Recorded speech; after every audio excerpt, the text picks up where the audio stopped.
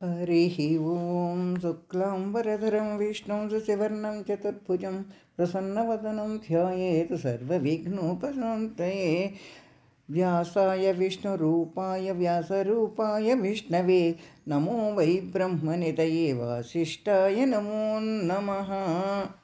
మనం చెప్పుకుంటున్నాం కదండి, విష్ణు సహస్రనామాని స్తోత్రానికి అర్థం చెప్పుకునే ముందు ఒక్కొక్క మూర్తిని తలుచుకుంటున్నాం కదా. ఈ రోజున ప్రద్యుమ్న మూర్తిని గురించి చెప్పుకుందామండి. కేశవనామాల్లో ప్రద్యుమ్న అనే మూర్తి అన్నమాట ఇది. ఈయన బంగారం వంటి పచ్చని శరీరకాంతితో ఉంటాడట. చతుర్భుజాలు ఉంటాయి. కుడి చేతిలో శంఖం చక్రం ధరించి ఉంటాడు. ఎడమ చేతిలో పద్మం గద పట్టుకుని ఉంటాడు. ఈ ప్రద్యుమ్న మూర్తిని ధ్యానించుకోవాలి. ఈయన బంగారపు కాంతితో ప్రకాశిస్తూ ఉంటాడని మన మనసులో ఆ ప్రద్యుమ్న మూర్తి అయిన మహాన్ని మనం తలుచుకుని నమస్కారం చేసుకుని ఇప్పుడు ముందుకు పెడదామండి. మనం ఈ 10 శ్లోకాలు ఈ వేళతోటి చదివి మానేసి రేపటి నుంచి మళ్ళీ ఈవేళ చెప్పబోయే శ్లోకాల దగ్గర నుంచే చదువుతానండి.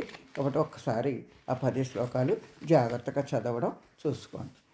విశ్వం విష్ణుర్వషట్కారో భూతభవ్య భవత్ప్రభుః భూతకృద్భూతభృద్భావో భూతాత్మా భూతభావనః భూతాత్మా పరమాత్మా చ ముక్తానాం పరమాగతిః అవ్యయః పురుషः సాక్షి క్షేత్రజ్ఞోక్షర ఏవ చ యోగో యోగవిదాం నేత ప్రధానపురుషేశ్వరः నారసింహ వపుః శ్రీమాన్ కేశవః పురుషోత్తమః సర్వః సర్వశివస్థాణుః భూతాదిర్నిధిరవ్యయः సంభవో భావనో భర్త ప్రభవః ప్రభురీశ్వరः స్వయంభూ శంభురాదిత్యः పుష్కరాక్షో మహాస్వనః అనాదినిధనో దాత విధాతా ధాతురుత్తమః అప్రమేయో హృషీకేశः పద్మనాభో అమరప్రభుః విశ్వకర్మా మనుస్త్వష్ట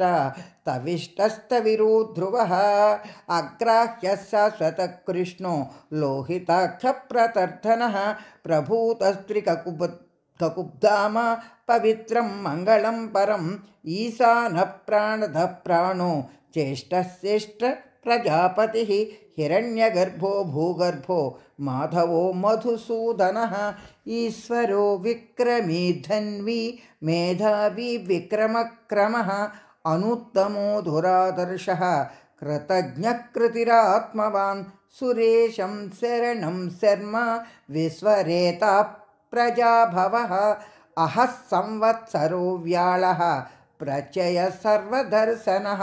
అక్కడికి 10 శ్లోకాలు మనం చెప్పుకున్నామండి. ఇప్పుడు 11, 12 చెప్తాను. ఇప్పుడు అజ సర్వేశ్వర సిద్ధిః సిద్ధిః సర్వాదిరచ్యుతః వృషాకపి అమేయాత్మ సర్వయోగ వినిస్మృతః వసుర్వసు మనః సత్య సమాత్మా సంమితః సమః అమోఘః పుండరీకాక్షో వృషాకర్మ వృషాకృతి. ఈ 2 శ్లోకాలు చదవడం అర్థం నేను ఇప్పుడు చెప్తానండి. మనం జాగ్రత్తగా దాన్ని అర్థం చేసుకుని చదువుకోవడం జాగ్రత్తగా నేర్చుకుంటారని ఆశిస్తున్నాను.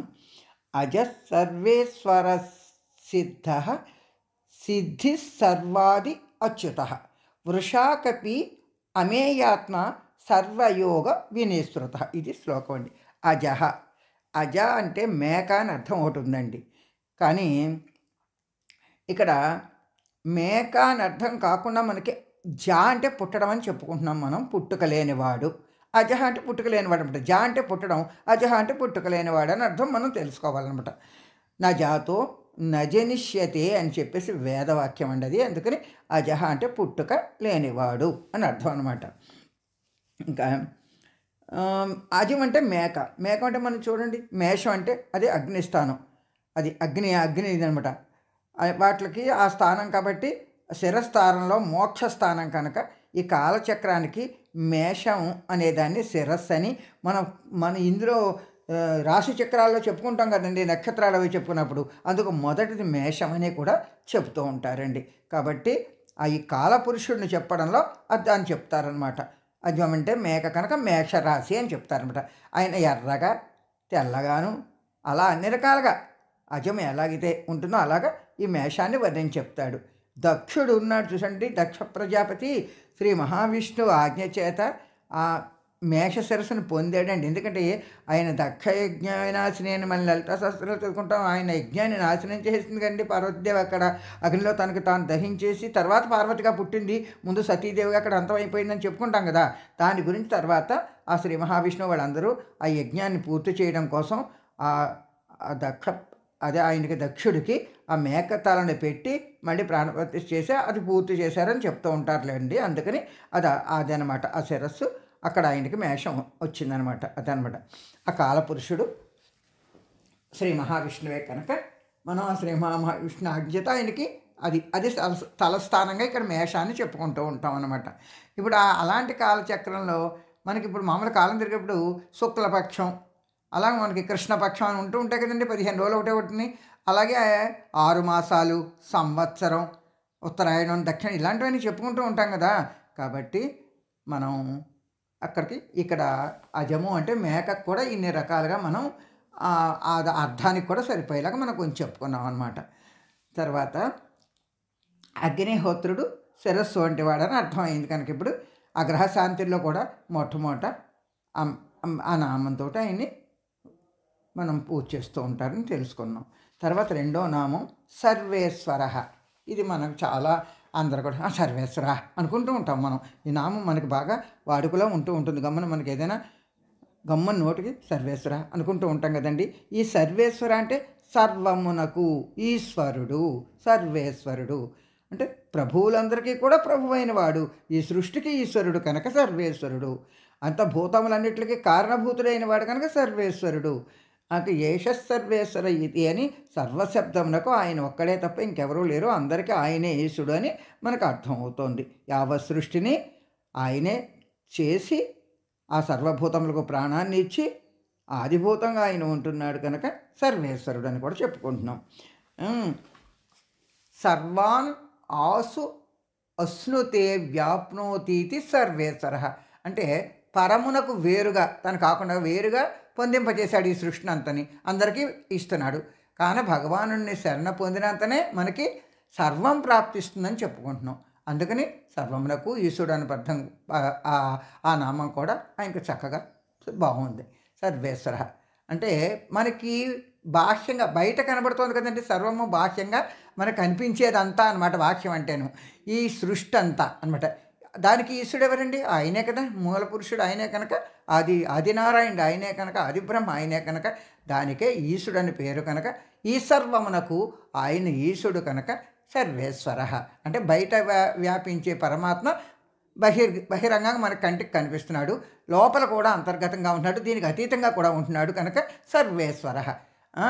అంటే ఇంకొక రకంగా కూడా చెప్పుకోవాలంటే ఈశ్వర అంటే హృదయంలో మన అందరి హృదయాల్లోనూ కూడా సర్వ జీవరాశుల హృదయాల్లో కూడా అంతర్యామి కనబడకుండా ఆ స్థానంలో ఉంటున్నాడు. కాబట్టి ఆ ఈశ్వర భావం సర్వభూతానాం హృద్దేశే అర్జున తిష్టతి అని చెప్పి ఇదివరకు చెప్పాను చూడండి. అలాగే నేను సర్వభూతముల యొక్క ఆత్మలోను నేను ఆత్మస్వరూపంగా ఉంటున్నాను, నేనేను అని చెప్పాడు కనుక ఆ లోపలకు వ్యాప్తిని చూస్తే బయటే కాకుండా లోపల కూడా ఆ ఈశ్వర శబ్దం అంతటా వ్యాపించి ఉండడాన్ని మనం తెలుసుకోగలుగుతాం. కాబట్టి బయట అంతా వ్యాపించి ఉన్నాడు, మనందరిలోనూ కూడా వ్యాపించి ఉన్నాడు కనుక సర్వమునకు ఆయనే ఈశ్వరుడు కనుక సర్వేశ అని చెప్పుకున్నాం. తర్వాత నామం సిద్ధ. సిద్ధ అంటే సర్వ ఉత్తమమైన రూపము కలిగిన వాడవడిచే సిద్ధ అనబడుతున్నాడు అనమాట. సిద్ధ అంటే సిద్ధమైన వాడు. దేనికి సిద్ధమవుతున్నాడు? శరణని ఎవరన్నా ఆయన్ని శరణ వేడుకుంటే ఏదో ఒక ఉపాయం వాళ్ళకి ఆయనే కల్పించి ఆ ఉపాయంతో ఆయన్ని పొందేలా చేయడానికి సిద్ధంగా ఉంటాడు. ఆయనే కల్పిస్తాడు, ఆయన మనని రక్షించడానికి సిద్ధంగా ఉంటాడు కనుక సిద్ధ అనే నామం కూడా చెప్తూ ఉంటారు అన్నమాట. అంటే అలాంటి సిద్ధరూపంగా ఉండేవాడు కనుక మనకి భగవద్గీతలో ఏమని చెప్తారంటే సిద్ధానాం కపిలో ముని, అలా సిద్ధుల్లో కూడా కపిల ముని నేనేనని చెప్పాడు ఆయన. అందుకని భగవద్గీతలో కూడా ఒక మాట ఉంటుందండి. కాబట్టి ఇంకొకటి అండి, సిద్ధ అంటే మనం ఆయనకి ఇష్టడు, మనకి ఆయన ఇష్టడు. అలాంటప్పుడు సమస్తమైన కోరికలు తీర్చడానికి నేను సిద్ధంగా ఉన్నాను లేక ఆయన సిద్ధి పొంది ఉన్నాడు కనుక ఆయన అన్ని దగ్గర సమస్తం ఉన్నాయి కనుక మనకి సిద్ధంగా ఉన్నాడు ఇవ్వడానికి. అలాగని ఈ నామంతో ఆయన ప్రఖ్యాతి పొందాడని చెప్పచ్చండి. సిద్ధి అంటే సిద్ధి పొందిపోయిన వాళ్ళు నశించకుండా ఆ పరమాత్మ ధ్యానంలోనే ఉంటూ ఉంటారు. శరీరానికి సంబంధం లేదు, ఆత్మ ఆయనలోనే చేరిపోతుంది వాడు జీవించ ఉండగానే. అందుకని ఈయన సిద్ధి స్వరూపుడంతా సిద్ధిని పొందాడు. అంటే ఆ శాశ్వత పరరూపుడుగా మనకి ఆ పరబ్రహ్మగా ఉన్నాడు కనుక సిద్ధి పొందినవాడు. సమస్త వస్తువులు కూడా ఆ పరమాత్మ యందే సిద్ధించడానికి సూచన ఆయనే కనుక అలాగా మనకి సిద్ధి అని చెప్పుకుంటున్నాం. సకల వస్తువులు యందు చేతన రూపంలో ఉంటున్నాడు కదా, మిక్కిలి మేలైన రూపం అవడం చేత సిద్ధి అని నామం. అనగా సాధింపదగిన వాడు ఏదో ఒక ఉపాయం చేత ఆయన పొందవచ్చు అనమాట, సిద్ధించుకోవచ్చు ఆయన. అందుకని సిద్ధి పొందినవాడు. అక్కడ సిద్ధంగా ఉన్నవాడు అని అర్థమని ఇందాక, ఇక్కడ సిద్ధి పొందేశాడు, పొందేలా చేస్తాడు మనకు కూడాను. అదనమాట, ఏదో ఒక ఉపాయం చేత మనని సిద్ధిస్తాడు, మన కూడా సిద్ధి పొందేలా చేస్తాడు. అందుకని కాబట్టి మనం ఆ నామానికి సిద్ధి నామానికి అర్థం తెలుసుకోవాలన్నమాట. ఇంకా సిద్ధి అంటే సాధనను ఆ భగవత్ ప్రాప్తి కోసం ఆ మహామునులు వాళ్ళు ఎలా చేస్తారో సిద్ధి పొందిపోయారండి. వాళ్ళు సిద్ధులండి. వాళ్ళు హిమాలయ పర్వతాల్లో ఎన్నో వేల సంవత్సరాల నుంచి, వందల సంవత్సరాల నుంచి తపస్సు చేస్తూ ఉంటారన్న మాటలు మనం వింటూ ఉంటాం. అలాగే కూడా ప్రతి జీవుడు కూడా చక్కగా సాధన చేసుకొని ఆ గమ్యస్థానాన్ని చెంది అప్పుడు ఆయన్ని చేరుకుంటాం కనుక ఆయనకి సిద్ధి అనే నామం మనకి చక్కగా మనం పొందవలసిన స్థానంగా కూడా మనం గుర్తించవచ్చండి. ఇంకా రెండో నామం ముందు సిద్ధ అని చెప్పి ఇందులో 2 సిద్ధి అని చెప్పాం. ఈ 2 నామాలు పరమాత్మకే ఆ నామాలనే చెప్పుకుంటున్నాం. అనగా ఆ 2 కార్యము కారణము, అలా 2 రూపాలుగా ఏదైనా ఒక ముందు కార్యం, తర్వాత కారణ రూపంగా దానికి బయటకు వస్తుంది. ఆయన ముందు కారణం తను, ఈ కార్యం తను చేస్తాడు. కారణ రూపంలో ఈ సృష్టి అంతా ఎలా బయటకు వచ్చిందో అలాగే కూడా ఈ 2 కూడా భగవానుడే అని ఇక్కడ సిద్ధ అనే నామం ద్వారా సిద్ధిని పొందేవాడు కూడా, పొందగోరే సాధకుడు కూడా ఆ పరమాత్మ సిద్ధిని పొందవచ్చు. సాధన చేయవాడు తప్పకుండా సిద్ధిని పొందుతాడని మనకి నిరూపించినట్టు అవుతుందండి. కాబట్టి మనం ఈ సిద్ధి అన్న పదానికి ఇంకో కొంచెం సాలోక్య సిద్ధి, సామీప్య సిద్ధి, సాయుజ్య సిద్ధి, కైవల్య సిద్ధి అనే 4 రకాలుగా కూడా ఉంటాయండి ఈ సిద్ధులు. సాలోక్య సిద్ధి అంటే చూడడం, అది సాలోక్య అంటే ఆ పరమాత్మ గురించి మనం దర్శనం గురించి అది అపత్రపడి మనం చేస్తూ ఉంటాం కదండి సాధన. అలాగ సామీప్య సిద్ధి ఆయన దగ్గరగా ఉండడం, అది లభించడం. సాయుజ్య సిద్ధి ఆయనలో మనం పొందడం, అదే కైవల్యం. అంటే మళ్ళీ జన్మ లేకుండా మొత్తం ఆయనలోనే కలిసిపోవడం. ఈ 4 కూడా దీని గురించి చెప్తారు. దాన్ని కూడా సిద్ధి పొందడం అని మనం అర్థం చేసుకోవాలన్నమాట. ఇంకా తర్వాత నామం సర్వాది. సర్వ ఆది అంటే మొదలు అని చెప్పుకుంటున్నాం కదండి. ఆది బ్రహ్మ అని మొదలు మనం చెప్పుకుంటున్నాం కదా. సర్వమునకు ఆది కారణమైన వాడు అని అర్థం సరిపోతుంది కదండి. మరి సర్వాది అంటే సమస్త పురుషార్థములకు ఆయనే మూలం కనుక చతుర్వేద పరపురుషార్థం అని మనం పూజల్లో కూడా చెప్పుకుంటూ ఉంటాం కదా. మనం అలాగా సిద్ధ్యర్థం అని చెప్పుకుంటాం కదండి. అందుకని సిద్ధి అర్థం అని మనకు తర్వాత ఈ నామం చక్కగా చెప్పడంలో కూడా అదే ఉద్దేశం ఉంది, మనం కోరుకుంటూ ఉంటాం కనుక. కాబట్టి సర్వాది అంటే సమస్త మునకు మూల కారణమైన వాడు, సమస్త పురుషార్థములు ఇవ్వడానికి కూడా ఆదిభూతుడు ఆయనేను. ఆదిదేవుడైన ఆ విష్ణువే సిద్ధస్వరూపుడని, సిద్ధిస్వరూపుడని. ఇక్కడ సర్వమునకు ఆది మొదల నుంచి ఉన్నవాడని 3 నామాల్లో ఒక తర్వాత కూడా చక్కగా చెప్పుకున్నాం. కాబట్టి ఈ రెండింటికి కూడా సిద్ధ్యౌ జయాజయౌ అని కూడా భగవద్గీతలో మాట చెప్పాడండి ఆ పరమాత్మను మనకి. అలాగే ఎందుకు నువ్వు సిద్ధించకపోని నువ్వు నన్ను తలుచుకో, నేను చెప్పినట్టు విను అని అర్థం అనమాట. మనకు కూడా అది సిద్ధించే టైంకి సిద్ధిస్తుంది, అది నేను చూసుకుంటానని చెప్పడం ఆయన. కాబట్టి అలాంటిది మనం కూడా గ్రహించాలండి. అర్జునుడికే కాకుండా మనకు కూడా చెప్పాడని. అదండి సర్వమునకు ఆది, మొదటివాడు, మూల కారణమైన వాడు అని ఈ సర్వాదికి అర్థం చేసుకున్నామండి. ఇక్కడికి ఒక 100 నామాలు చెప్పుకున్నామండి. ఇక్కడికి 100 నామాలు అయ్యాయన్నమాట ఈ సర్వాది అనే నామంతో. తర్వాత అచ్యుత, చ్యుతము లేనివాడు ఎవడో అతడు అచ్యుతుడు. చ్యుతం అంటే నశింపు అనేది ఉండదన్నమాట. అది వేద ప్రమాణ వాక్యం. శాశ్వతం శివమచ్యుతం అని చెప్తున్నాం కదండి. ఆయన శాశ్వతుడు ఎప్పుడూ కూడాను, ఆయనకి చ్యుతం ఉండదన్నమాట, నశింపు అనేది ఉండదు. అలాగే మనకి అవినాశి అని కూడా చెప్తాం. దీనికి దానికి కొంచెం అర్థం ఒకలాగే ఉంటుంది, నశింపు లేనివాడు. యస్మాన్నచ్యుత పూర్వో అహం అచ్యుతస్తేన కర్మణ, అంటే ఏ సత్కర్మ నుండి నేను చ్యుతి పొందక సర్వోన్నత స్థితి యందు నిలిచి ఉన్నానో అట్టి కర్మ చేత నేను అచ్యుతుడను అని భగవంతుడే చెప్పాడండి. ఈ స్వరూప సామర్థ్యాల నుంచి ఆయన ఎప్పుడు కూడా నశించడు, మార్పు ఉండదు అని చెప్పడం అన్నమాట అండి. తర్వాత అచ్యుత అనగా వీడనివాడు, విదిలిపెట్టడు. ఎవరిని విదలడండి? ఆయన ఎవరైతే శరణు వేరుకుంటారో వాళ్ళని ఎప్పుడూ విడిచిపెట్టడు అని చెప్పి రామాయణంలో ఉందిటండి. నా త్యజేయం కథంచన, అంటే ఎప్పటికీ కూడా నాకు శరణు కోరుకున్న వాడిని, శరణు వేడిన వాళ్ళని నేను విడిచిపెట్టను అని అక్కడ రామాయణంలో ఆ మాట చెప్పాడటండి. తర్వాత చ్యుతి లేనివాడు, చ్యుతి అనగా ఆ పదవి నుంచి భ్రష్టత్వం చెందడం, ఆ పదవి నుంచి తప్పుకోవడం. అందుకని ఆ ఆది బ్రహ్మ ఆది నారాయణుడు ఒక పదవి నుంచి ఎప్పుడు ఎవరూ తీసేయలేరు, ఆయన కొంచెం కూడా అక్కడి నుంచి తప్పుకోడు కనుక అలాగా అచ్యుతుడు అనే పేరు ఇక్కడ సార్థకమైందండి. మిగిలిన దేవతలందరూ ఉంటారు కదండి, ఇంద్రాది దేవతలు అని చెప్పుకుంటున్నామే, వాళ్ళందరూ కూడా వాళ్ళ పదవి నుంచి భ్రష్టత్వం పొందుతారు, ఇంకొకటి మళ్ళీ ఆ స్థానంలోకి వస్తూ ఉంటాడు. కానీ మనం ఏదైతే చెప్పుకుంటున్నామో ఆదినారాయణమూర్తి అని, ఈయన ఎప్పుడూ పదవి భ్రష్టత అనేది లేదు, ఆయన పదవి ఆయనే పెట్టుకున్నాడు, ఆయన ఎవరూ తీసేసేవాడు, ఇంకా పైన లేరు అని మనకు అర్థం అవ్వాలండి.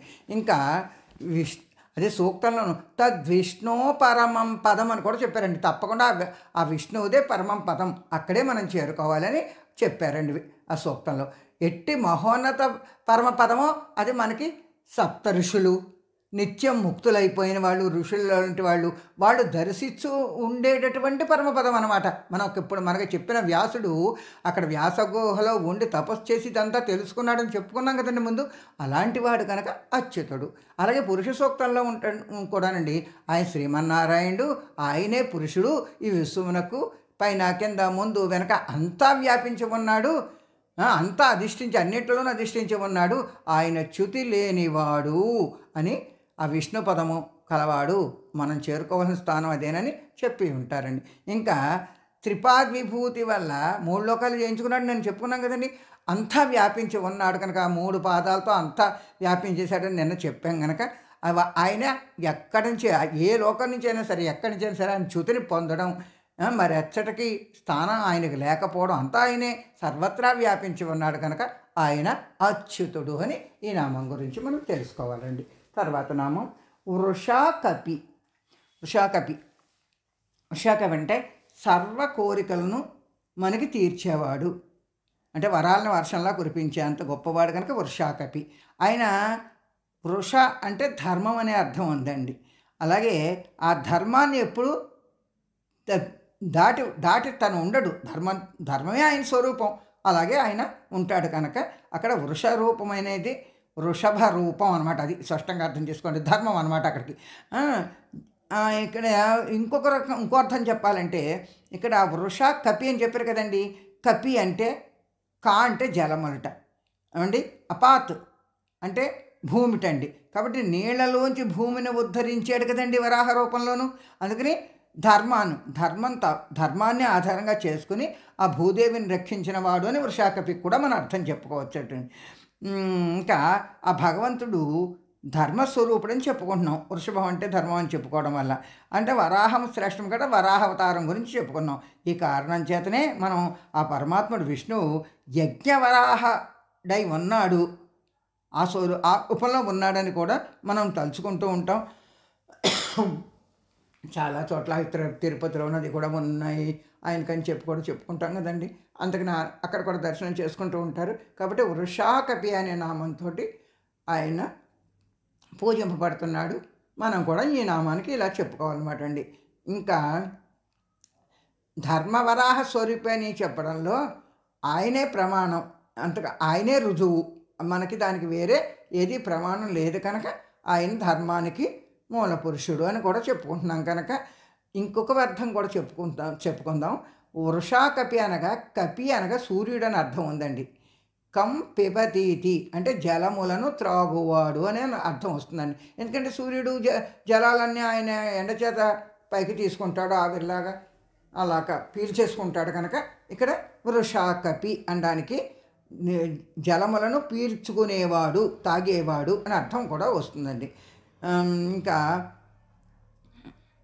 సూర్యునిచే అని చెప్పడం వల్ల సూర్యుడు, వృష అను శబ్దములకు అనేక అర్థాలు మనం ఇక్కడ చెప్పుకుంటున్నాం కనుక ఇంకొక దాంట్లో వృష అంటే ధర్మదేవత, ఎద్దుని పోలి ఉంది కనుక ధర్మం వృషభ రూపం అని చెప్పుకున్నాం. వర్షించేవాడు కనుక వృష అని చెప్పుకున్నాం. అలాగే పూర్వ శతాబ్దాలన్నీ మనకు గడిచిపోయాయి కదండి, ఎన్నో వందల ఏళ్ళు. సూర్యుడు వృషభ రాశిలో మృగశిర నక్షత్రంలో ప్రవేశించగానే వర్షాలు కూడా కురుస్తూ ఉంటాయి మనకి. అందుకని వృషభమని, వర్షభము అంటే వర్షమును కలిగించేవాడని కూడా పేరు కూడా దానికి మనం అర్థం చెప్పుకుంటూ ఉంటాండి. ఇక్కడ వృషభములో సూర్యుడు కనుక వృషాకపి అయ్యాడని అర్థం కూడా మనం చెప్పుకోవచ్చు. వేదాల్లో వృషభము అనగా అగ్నిస్వరూపం అంటండి. అగ్ని యజ్ఞపురుషుడిగా పరమాత్మ ఉంటాడు అలాగని చెప్పబడుతున్నాయి ఇట వేదాల్లోనూ. త్రిధా బద్ధో వృషభో రోరతీతి అని 3 చోట్ల బంధింపబడిన వృషభమే పరమాత్ముడు శరీరంలో ప్రవేశించి గర్జించుచున్నది అని వేదమంత్రాలు చెప్తున్నాయిటండి. అందుకని ఇంకనూ ఛందసాం వృషభో విశ్వరూప అని ఎవరు ఛందస్సులలో అనగా వేదమంత్రాలలో వృషభము వంటి వాడెవరో తెలుసుకుని ఆ విస్మాత్ముడు, ఆ విశ్వరూపుడు ఆయన వృషాకపి అని కూడా తెలుసుకోవచ్చు అని చెప్తున్నారండి. అది వేదమంత్రాల యొక్క మాట. అది కాకుండా జ్యోతిష్ శాస్త్రంలో ఉన్న అర్థం చెప్తాం. ఇప్పుడు రాశి చక్రంలో వృషభం ఇదివరకు మొట్టమొదటిగా చెప్పేవారు. ఇప్పుడు మేషం చెప్పుకుంటున్నాం కదా, అప్పుడు వృషభం మొదటిదని చెప్పేవారట. ఆ కాలంలో ఆ యజ్ఞపురుషుడైన మనం ఇప్పుడు చెప్పుకున్న వరాహ రూపం ధరించి భూమిని ఉద్ధరించాడు కనుక వృషాకపి అనే నామం కూడా మనం జ్యోతిషాస్త్రపరంగా వృషభ రాశిలో కపి అనగా సూర్యుడు కాబట్టి ఆయన వరాహమూర్తిగా ఆ సంవత్సర చక్రంలో సూర్యుడే యజ్ఞపురుషుడుగా ఉన్నాడని చెప్పేసి అందుకని సూర్యుడే ప్రజాపతి, సూర్యుడే తన కిరణములను అందరి మీద ఈ భూమి మీద ప్రసరింపజేసి మన అందరినీ ఉద్ధరిస్తున్నాడు కనుక సూర్యుడే వరాహమూర్తి అని కూడా జ్యోతిషాస్త్ర ప్రకారంగా ఆయన చెప్తాడండి. ఇంకా ఉద్ధృతా శివైదేవి కృష్ణేన శతబాహున అని మనకి భూసూక్తంలో కూడా ఉందటండి. అనగా ఓ భూదేవి 100 బాహువులు కృష్ణుని వలన నీవు ఉద్ధరింపబడ్డావంటే వరాహమూర్తి తీసుకొచ్చి పైన పెట్టాడు, భూమిని సముద్రంలో పడేస్తాడు, చాపలా చుట్టేసి హిరణ్యాక్షుడు అందరూ పడేస్తాడు. అప్పుడు వరాహ అవతారం ఎత్తి తీసుకొచ్చాడని అది వరాహ అవతారం ఆయన ఎత్తినప్పుడు కథ అనమాట. అలాగా మనకి అలా చెప్పుకోవడం వల్ల సూర్య సంవత్సరాత్మకమే అయినటువంటి ఆ సూర్యుడికి ఈ సంవత్సరానికి సంబంధం ఉంది. ఆయన సూర్యోదయం నుంచే మనకు అన్ని లెక్కలు పెట్టుకుంటూ ఉంటాం ఈ జ్యోతిషపరంగా ఆయన కూడాను. అందుకని మనకి చెప్తున్నాం అంట ఆ మంత్రంలో కూడా. అందుకని కృష్ణుణ్ణి ఈ సూర్యుడిని తలుస్తారు. మొట్టమొదట ఆ కృష్ణేన రజస అని సూర్యమంత్రం, ఆకరించేత కృష్ణేన ఆ భూమిని ఉద్ధరింపబడిచేట భూమిని వరాహమూర్తి ఉద్ధరించాడు కనుక అన్నిట్లెక్కడికి వృషాకపి అని అర్థం సరిపోతుందని చెప్పారనమాట.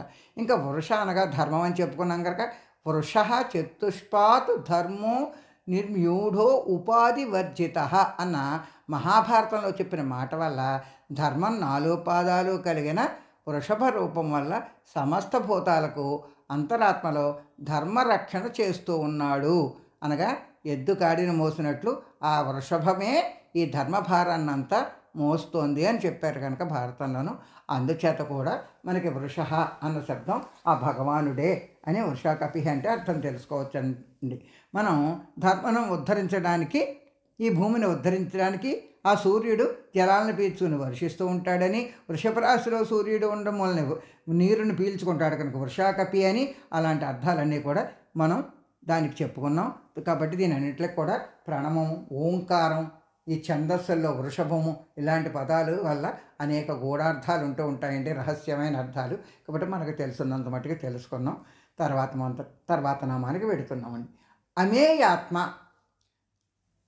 ఆ ఆత్మ ఎంతయని మనం దేనితోటి కొలవాలేము, లెక్కించలేము, తూచలేము. అమేయాత్మది, అంతా ఇంత అని చెప్పలేము. ఆయన విశ్వాత్మ, విశ్వమంతా ఆత్మ, దానికి ఇంకా ఉంది, పైగా కూడా ఉంది కనుక మనం చెప్పలేము. కాబట్టి ఆయన అమేయాత్మ. ఈ సర్వబంధాలు మనకున్నాయి, ఇలాంటి బంధాల నుంచి ఆయన విముక్తి అయ్యి ఉన్న ఆత్మస్వరూపుడు అన్న సంగతి కనుక మనకి అమేయాత్మ. అమేయాత్మ అంటే భక్తులను అనుగ్రహించడంలో ఆయన ఏం అలా విభజించి వీళ్ళ చూస్తాను వాళ్ళని చూడను, ఆ ఆత్మ నాది, అలాంటి భావాలు ఏమి ఉండవు కనుక అందరిలో ఉండే అన్ని జీవరాశుల్లో ఉండే ఆత్మ ఒకటే కనుక ఆయన అమేయాత్మ అయ్యాడు. ఇంకా కొలత అనమాట, మనం ఏం కొలవలేం కనుక అమేయము అనగా కొలవడానికి వీలు కాని వస్తువు పరమాత్మ అని చెప్పడం. ఇంత ఏని కొలిచి చెప్పడానికి వీలు కాదు. ఆ సమస్త బ్రహ్మాండాలంతా వ్యాపించి ఉన్నాడు. దాన్ని ఏమైనా కొలుస్తాం, ఎలా కొలుస్తాం? అట్టి పరమాత్మ కొలుచుటకు ఏ స్కేలు, ఏ టేబుల్ సరిపోవన్నమాట. కాబట్టి ఆయన మేయము అంటే అమేయం, ఎందుకని అమేయాత్మ అని చెప్పాడు కనుక అమేయముగా అట్టి ఆత్మస్వరూపాన్ని మనం ఏమీ దేనితోటి కొలవలేము, దేనితోటి తోచలేము. కాబట్టి ఆ భగవంతుడు ఏ విషయంలోనూ మనం సరితూగడానికి సరిపోడు. ఆయనకి ఏది బలనా అని చెప్పడానికి ఏదీ లేదు. అలా తొలతోగనట్టి అమేయుడైన భగవాన్ని మనం చెప్పుకుంటున్నాం కనుక అమేయాత్మ అన్న నామం ఆయన చక్కగా ఇక్కడ సూచించారు. దానికి నమస్కారం చేసుకుందాం. తర్వాత సర్వయోగ వినిశ్రుత. సర్వయోగ వినిశ్రుత, సంబంధం వినిర్గత, సర్వయోగ వినిశ్రుత. అన్ని తెగల సంబంధాల నుండి కూడా ఆయనకి సంబంధం లేకుండా ఉంటాడు. ఆయన ఏమి అంటమని చెప్తున్నాం కదా, ఏ సంబంధాలు ఆయన కొండమని ఇందాక నామలో చెప్తున్నాం కదా. అనగా సర్వబంధములను విడిచిపెట్టినవాడు అని చెప్పి అర్థం అనమాట అండి. సమస్త సర్వయోగ సర్వయోగ నిశ్రుత అంటే అన్ని యోగాలు మనకున్నాయి, మనం పొందుతాం, కానీ ఆయన అన్నీ విడిచిపెట్టాడు, ఆయనకు అతీతంగా ఉన్నాడు అని ఆ నామంలో చెప్పుకుంటూ వస్తున్నారు అనమాట. ఇంకా వినిశ్రుత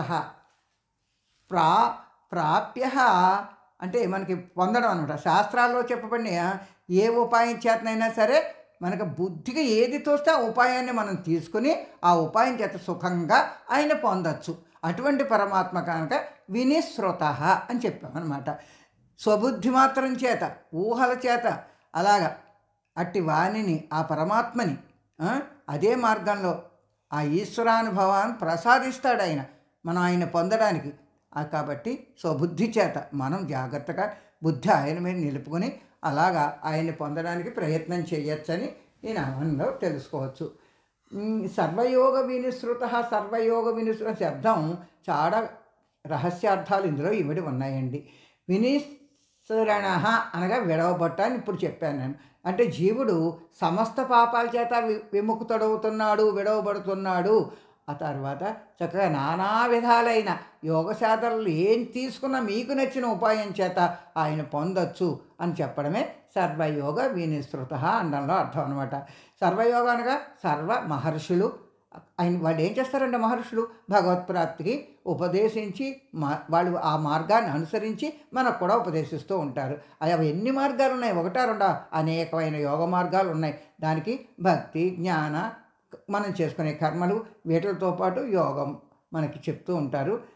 మనం అలాంటి యోగాలను అనుసరిస్తే మనం పొందొచ్చు ఆయనని అర్థం అనమాట అండి. అంతేకాకుండా సాధకుడు ఏ మార్గం అనుసరిస్తాడో భగవంతుడు ఆ మార్గంలోనే అనుగ్రహిస్తాడు. మనం ఏది ఇందాక చెప్పాం కదండి, ఈ ఊహకు మనకి ఏది మంచిదని చెప్తాడో ఆ ఊహను అనుసరించి ఆ మార్గం ఎంచుకుంటాం అనక, ఏ మార్గమైనా అవని అది. కానీ మాత్రం మన మనసు, మన ఉపాసనా విధానం అంటే పదే పదే మనం తలుచుకోవడం, ఆయన్నే పూజించడం, ఇలాంటివన్నీ కూడా ఒక ఉపాసనగా మారతాయి కనుక అలా ఆ మార్గాల్లో ఉండాలి. కాబట్టి ఏ మార్గంలో వెళ్ళినా సరే ఆ సాధకుడు ఆయన అనుగ్రహిస్తాడు తప్పకుండాను అని ఈ మంత్రానికి, ఈ నామానికి అర్థం ఉంటుంది. కాబట్టి ఏ యోగంతో అయినా సరే ఆయన పొందొచ్చు అని అర్థం. ఇంకా నిస్సరణ అనే ఒక్క మాట తీసుకుంటే ప్రవహించేది, ప్రవహించింది ఏమిటండి? నది కదా. అనేక రకాలంగా అలా ఆ నది ప్రవహిస్తూ ఉంటుంది. శిలలోపల అనేక శాఖలుగా ప్రవహిస్తూ ఉంటుంది. ఒకచోట ఒకదారి ఎక్కడ పల్లంగా ఉంటే అటు ప్రవహిస్తూ ఉంటుంది కదా, అది నీరు పల్ల మెరుగంటూ ఉంటారు. అలాగా ఒక్క తీరంలో ఒక్కొక్కరికి ఎంతమందికండి, మనుషులకే కాదు, పశుపక్షాదులకే కాదు, అన్నిటికి కూడా దాహం తీరుస్తూ ఉంటుంది కదండి ఆ నది. అలాగే భగవంతుడు కూడా ఈ జీవులన్నిటికీ కూడా అనేక విధాల తన ఆత్మశక్తిని ప్రసాదించి ఆ నీరులాగా అనమాట అనేక శాఖలుగా ఉన్న నదిలాగే అచ్చు మన అనుగ్రహిస్తున్నాడండి. ఆ నీరు లేకపోతే ఎలాగా? అలాగే ఇక్కడ ఆయన యొక్క మనకి మనని కనుక అనుగ్రహించకపోతే మనం ఎలాగండి? అలాగే అనమాట పరమాత్మ మనం చూస్తున్నాడని సర్వయోగ వినిశ్రుత అనడంలో ఒక్కొక్క యోగ మార్గం వల్ల నది వలె సాధకులకి ఆ చివరకు భగవత్ ప్రాప్తిని అనువైన స్థానంలో చక్కగా ఎప్పుడు ఇవ్వాలో అప్పుడు ఆ భగవానుడే ఇస్తున్నాడని ఈ మంత్రానికి, ఈ నామానికి అర్థం అన్నమాట అండి. తర్వాత శ్లోకానికి పెడదామండి.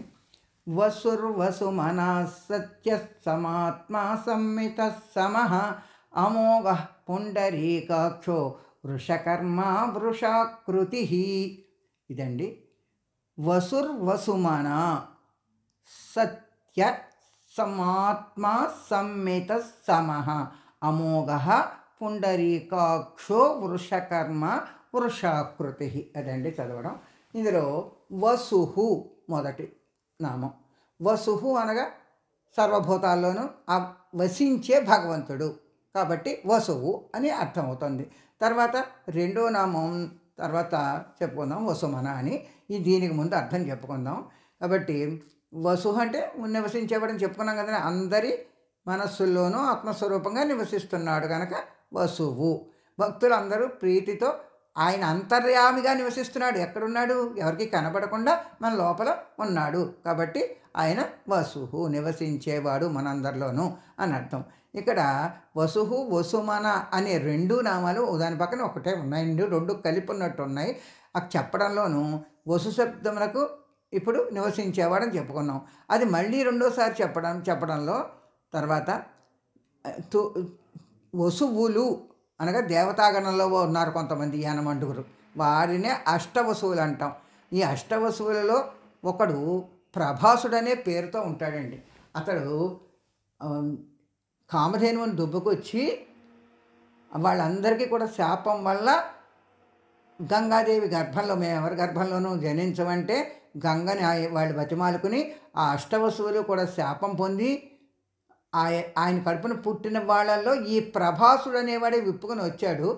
అందుకని ఆయనే మళ్ళీ శంతన మహారాజుకి గంగాదేవికి పుట్టి తర్వాత దేవవ్రతుడు పేరు, ఆ తర్వాత భీష్మమైన ప్రతిజ్ఞ చేసి భీష్ముడయ్యాడనమాట. అది ఆ కథ.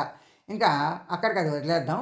వసు అంటే సంపద అనే అర్థం కూడా ఉందండి మనకి. కాబట్టి మనకి ధనం అనే అర్థం కనుక ఈ బ్రహ్మజ్ఞానం అనే ధనం అనమాట. ఇక్కడ మనం పొందాలి. ఈ విష్ణు సహస్రనామాల్లో మనం ఆ ధనాన్ని పొందుతున్నాం, ఆధ్యాత్మిక అర్థాన్ని పొందుతున్నాం. అది బ్రహ్మజ్ఞానం అని చెప్తారు. అందుకని ఆ వసుహు అన్న మాటకి ధనం అనే అర్థం కూడా మనకి సరిపోతుందండి. ఇంకా ఇలాగా ఇంకొక మాట ఎలాగంటే వసుహు ఇష్ట అంటే ఈ పరమాత్మే ఆ స్వరూపుడైనప్పుడు నివసిస్తున్నప్పుడు ఇష్టము, ఆ వసు అంటే ఇష్టము కలిగినవాడు. అందుకని బ్రహ్మజ్ఞానం నిష్టకు తగినవాడు, ఇష్టపడినవాడు కనుక వసుహు ఇష్ట వశిష్ఠ అయ్యాడని చెప్పి వశిష్ఠుడికి కూడా దీనివల్ల పేరు వచ్చిందండి. ఇంకా అనేక అర్థాలు ఉన్నాయండి. వసుహు అనగా సంపదే కాకుండా తన ప్లస్ ఇష్ట ధనిష్ట నక్షత్రం కూడా ఇలాగే చెప్పబడుతూ ఉంటుందండి. అలాగా చాలా చాలా అర్థాలు ఉన్నాయండి. ఇంకా మనం చెప్పుకుంటేను ఇంకొక అర్థం జీవుల యందు వసించేవాడు కనుక వసుహు, నివసతీతి వసుహు లేక వసతీతి వసుహు. అలాగా మనకి మనలో వసిస్తున్నాడు, అంతటా ఉన్నాడు కనుక వసనాత్ వాసుదేవస్య అని చెప్పుకుంటున్నాం కదండి. అందుకే మనలో వసించేవాడు కనుక వసువు అనే అర్థం ఈ నామానికి సరిపోయిందండి. తర్వాత రెండో నామం చెప్పుకోవాలి కదండి. ఇప్పుడు వసుహు మనః. వసుహు మనః అన్నమాట. ఇక్కడ వసుహు మనః అంటే రాగద్వేషాల చేత, మతమాశ్చర్యాల చేత కలుషితం అయిపోయిన మనస్సు కదండి మన మనస్సు. ఆయన అలాంటిది కాదు, దానికి అతీతంగా ఉన్నాడు. వసుమన అంటే ఇప్పుడు ఎక్కడైనా సంపద ఉందనుకోండి, మనకి నిధి దాని మంది ఎంత ప్రీతి ఉంటుందండి మనకి. ఆయన నిధి స్వరూపుడని ఇదివరకు చెప్పుకున్నాం. అలాంటి మనస్సు కలిగిన వాడు. ఎందుకంటే మనకి ఆ నిధి యందు ఉన్నంత ప్రీతి మన అందరి యందు పరమాత్మకు ఉందండి. మనం చక్కగా ధర్మ మార్గంలో నడిపించాలని, తన దగ్గర తెచ్చుకోవాలని, మనం అధర్మ మార్గం నడవకుండా తన 1000 కళ్ళు ఎట్టుకుని మనం కాపాడుకుంటూ ఉంటాడండి. అంతకు మించి మనకు కావాలని మన కర్మలు మనం చేసుకున్నా కూడా తర్వాత తగిన శిక్ష విధిస్తూ ఉంటాడు. అవే మన కష్టాలు, మన కర్మలోను. కాబట్టి వసుమనః అనే అర్థం. ఇక్కడ వసుమనః ఇంకా ఇది రెండో నామం కదండి. ఈ శబ్దానికి సంపదలు కలిగించేవాడు, మంచి మనస్సు కలవాడు, ఆ లక్ష్మీప్రదుడైన విష్ణుమూర్తికి లక్ష్మీదేవి వక్షస్థలంలో ఉంటుంది కదా, అంతా ఇవ్వగలిగిన వాడు, సమస్త శుభాలను కూడా మనకి వనగూర్చేవాడు. అందుకని వసుమన అనే ఇక శుభమైన మనస్సు కలవాడన్న అర్థం కూడా లక్ష్మీప్రదుడని కూడా భగవాన్ని చెప్పుకుంటాం అంటే మనం ఈ నామం ద్వారా. అందుకని వసుమనానం విష్ణు నామం మనకి చక్కగా చేసుకోవచ్చు. కాబట్టి ఆ నామం అంటే వాసుదేవ ద్వాదశి ఓం నమో వాసుదేవాయ అని చెప్తారు కదండి ఒక మంత్రం. ఆ ధ్వనిగా కూడా ఇందులో మనం వసుహు అన్న శబ్దానికి తీసుకోవచ్చు అనమాట అండి.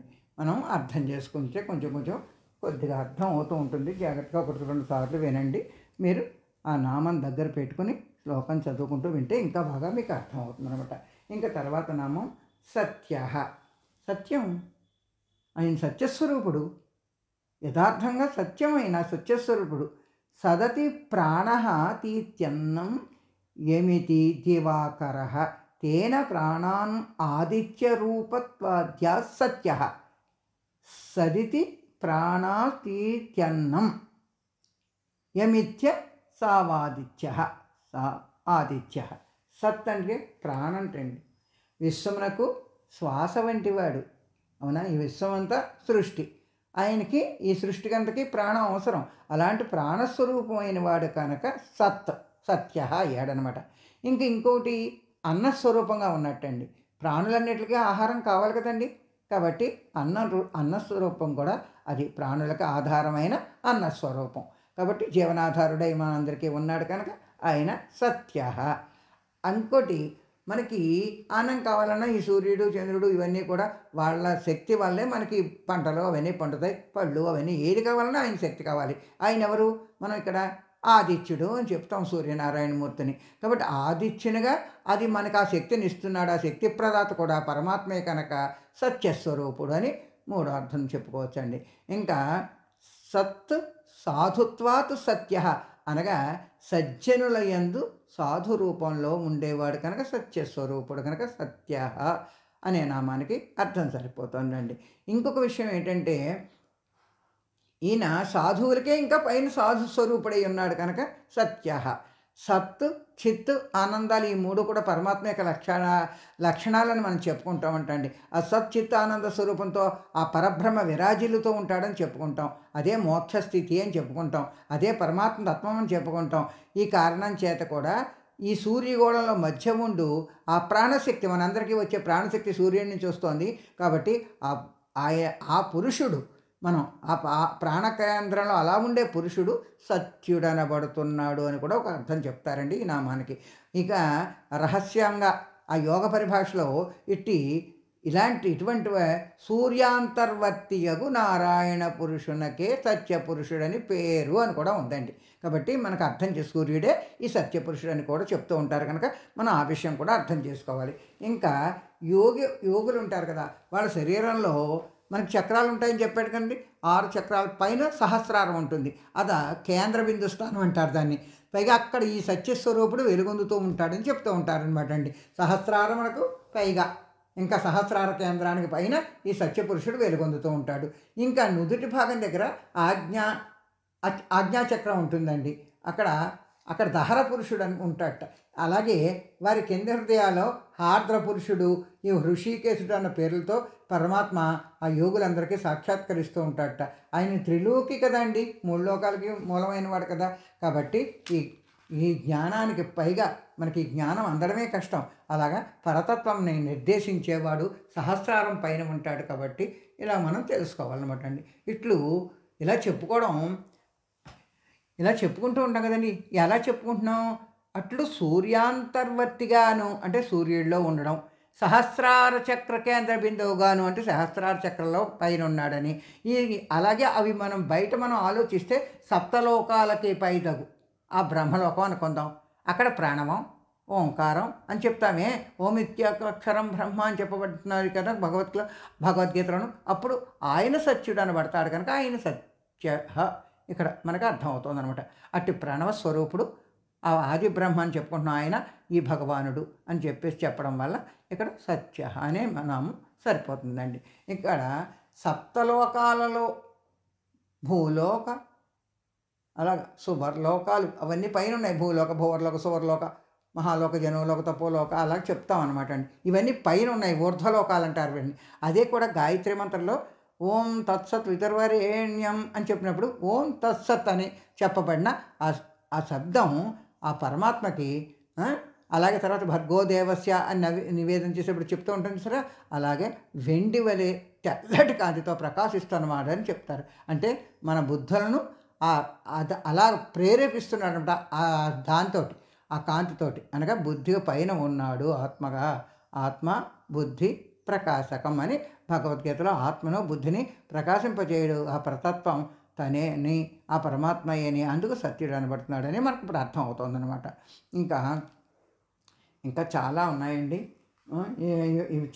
ఈ అర్థాలు చాలా చెప్పుకుంటుంటే చాలా టైం అవుతుంది. కాబట్టి చాలా చాలా ఉన్నాయి. దానికి ఈ సత్యాన్నదానికి ఎంత చెప్పినా తక్కువగానే అవుతుందండి. కాబట్టి తర్వాత మంత్రానికి వెళదామండి. సమాత్మ, సమాత్మ తర్వాత సత్య, తర్వాత సమాత్మ, తర్వాత నామం. సమాత్మ అంటే పూజ చేస్తాం కదండి, ఆయనకి పరిపూర్ణమైన ఫలితాల్ని అనుగ్రహించేవాడు అని అర్థం అండి. సమాత్మ అంటే మన చేత పూజింపబడి మనకి దానికి తగ్గ ఫలాల్ని అనుగ్రహిస్తూ ఉంటాడు అని ఆయన అంటే ఆయన ఉద్దేశం ఏమిటంటే ఆయన తత్వం అమోఘమైన సత్య సంకల్పం వల్ల ఉన్నాడు కనుక సమాత్మ అవుతున్నాడు అనమాట. కాబట్టి ఎందుకంటే ఇక్కడ దీని అర్థంలోనూ సమానమైన ఆత్మస్వరూపుడు అంటే అందరిలోనూ కూడా వీళ్ళు ఎక్కువ వీళ్ళు తక్కువ, అది వాళ్ళు ఎక్కువగా నన్ను చేస్తున్నారు, వీళ్ళు తక్కువగా చేస్తున్నారు, ఇలా కాకుండా అందరి యందు సమమైన భావన, అటువంటి మనస్సుతోటి ఆయన ఉంటాడు కనుక సమాత్మ. అంటే ఇక హెచ్చు తగ్గులనే గుణాలు లేనివాడని మనకు అందరిలోనూ ఒకే సమత్వంతో వర్తిస్తున్న సమాత్మ స్వరూపుడు అని మనకు అర్థం అవుతుంది కదండి. తర్వాత సమోహం సర్వభూతేషు అంటే నేను సర్వభూతముల యందు సమునిగానే ఉండేదను అని కూడా చెప్పాడండి. అది సర్వకాల సర్వ వికారాలు ఏమీ లేనివాడు సముడు అనే అర్థం కూడా సరిపోతుంది. ఆయనకి రాగద్వేషాలు కానీ ఎటువంటి మన్నాలు కూడా ఉండవు. అలాంటి ఆత్మస్వరూపుడు, ఆత్మకి ఏమీ అంటవని చెప్పుకుంటున్నాం కదా మనం, అలాంటివేమీ ఆయనకు ఉండవు. అంటే సర్వభూతాలను సమానంగా ఉండేవాడు కనుకే సమాత్మ. అంటే లక్ష్మితో సదా కూడుకుని ఉన్నాడు కనుక కూడా సమాత్మ. ఆత్మ అంటే లక్ష్మితో కూడుకుని ఉన్నాడు కూడా ఒక అర్థం చెప్పుకోవచ్చండి.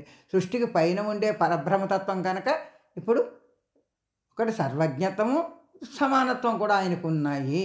అంటే ఒక చేమ, దోమ మొదలైన వాటిల్లో కూడా ఎలాగైతే ఆయన ఆత్మస్వరూపాన్ని ఇచ్చాడో పరమమైన యోగుల్లో కూడా అటువంటి ఆత్మనే నింపాడు కనుక అందరిలోనూ ఒకే ఆత్మ, ఒకే భావం, హెచ్చు తగ్గులనేవే లేకుండా సమానంగా ఆయన నివసించి ఉంటున్నాడు కనుక సమాత్మ. తర్వాత మంత్రం వెళ్దామండి. తర్వాత నామం సంమిత.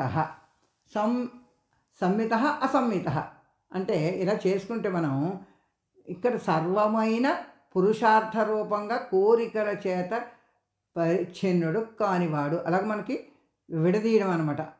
అంటే మితం లేదు ఆయనకి, ఆయన అన్నీ ఎక్కువే కాబట్టి ఇలాగా అన్నిట్ల చేత నియమింపబడినవాడు మితుడు, అట్టి అన్ని అర్థ సమూహాల చేత కొలువబడేవాడు కనుక సంమిత అంటారనమాట.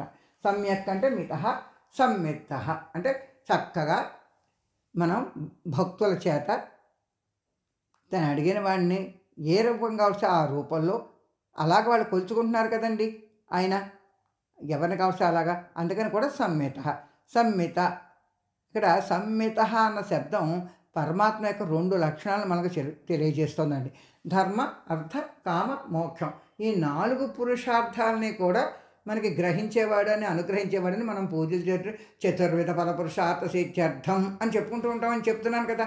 ఈ జీవులకు ఆ ఫలితాన్ని వసగడానికి ఇక్కడ సమానంగా వసకడం కనుక సంమిత అని ఒక అర్థం అండి.